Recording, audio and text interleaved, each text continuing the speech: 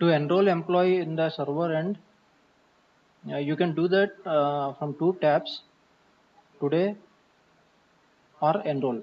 So when you go to today, you will find a new blank entry with two links. So D stands for delete. When you delete here, it will delete in the server as well as in the machine end. To register this employee, you may need to go for register. R stands for register, and click on add new. So this will open up a new form where you need to enter the details, employee details like name and all.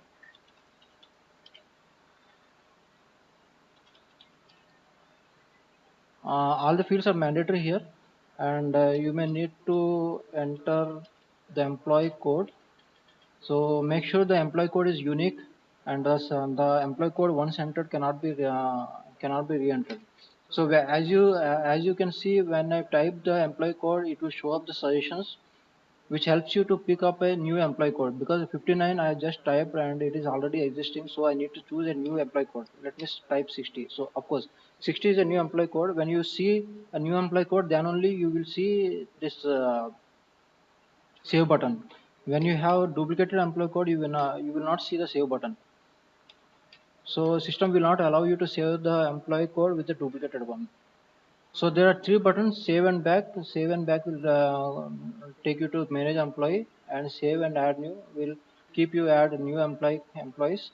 And right now you will select more details, because this will open up a new form with more details.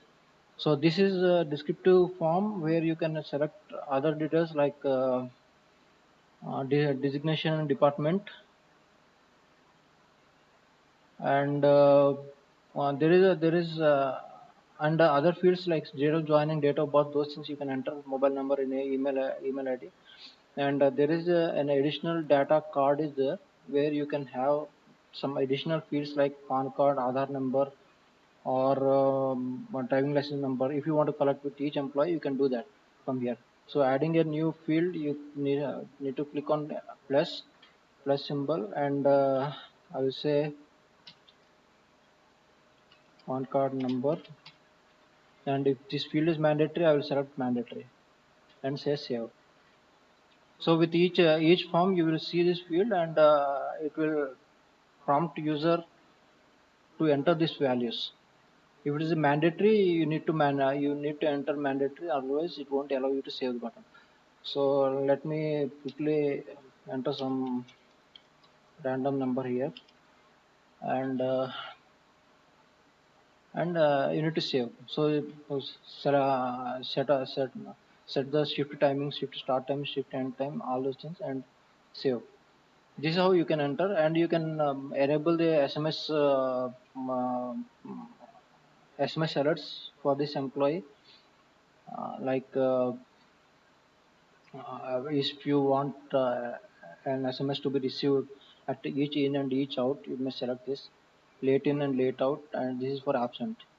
And there are three fields like this is for organization owner, and this is for managers or zonal heads of that branch, of that employee, and this is for employee himself. So he will start receiving SMSs whenever he is in and whenever he is out. This is how you will enter a new this is how you will enroll a new employee in the server end. And there are some fields given for entering the bank details, his bank account details, and you can upload documents like Aadhaar card or PAN card, like that. So in the other way, when you want to register a new finger of the same existing employee, so you will be doing the same thing, but instead of adding a new employee, you will be linking it.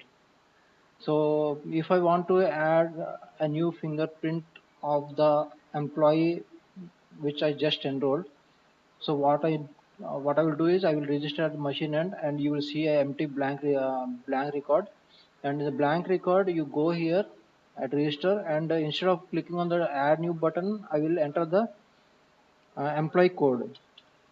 So you see the suggestion, and 60, I think, yeah, this is the employee code. So when I say click link, this finger will be linked to the same existing employee. So in this way, you can register all the 10 fingers of each employee if required. So this is how you will enroll you can enroll employee a new employee and a server end. Thank you.